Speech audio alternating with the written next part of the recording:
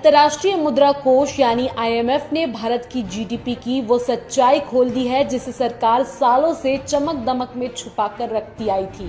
IMF ने साफ कहा है कि भारत जो GDP, GVA, खर्च और खपत के आंकड़े दुनिया को दिखा रहा है उसमें बड़ी खामियां हैं। इसी वजह से IMF ने भारत को C ग्रेड दिया है, मतलब हमारे आर्थिक आंकड़ों पर भरोसा करना मुश्किल है। IMF का सबसे बड़ा सवाल यही है कि भारत आज भी 2011-12 का पुराना आधार वर्ष इस्तेमाल कर रहा है। दुनिया 2025 में बैठी है लेकिन हम 14 साल पुराने पैमाने से अपनी अर्थव्यवस्था नाप रहे हैं। ऊपर से सरकार कई जगह होलसेल प्राइस इंडेक्स का गलत इस्तेमाल कर रही है जिससे GDP का आंकड़ा जरूरत से ज्यादा चमकदार दिखाया जाता है। IMF ने ये भी बताया कि तिमाही GDP के आंकड़े ठीक से एडजस्ट नहीं किए जाते और महंगाई मापने वाला CPI भी पुरानी टोकरी पर टिका हुआ है, यानी लोगों की जेब में महंगाई कितनी चुभ रही है सरकार उस असली दर्द को ठीक से माप ही नहीं रही। इतना ही नहीं, सबसे बड़ी गड़बड़ी तो सरकारी खर्च और बजट डेटा में है। कई आंकड़े सालों से अपडेट ही नहीं हुए, कुछ तो गायब है, जो आते भी है वो महीनों की देरी से आते हैं। मतलब देश की सरकार कितना कमा रही है, कहाँ खर्च कर रही है, इसकी पूरी तस्वीर जनता के सामने आती ही नहीं।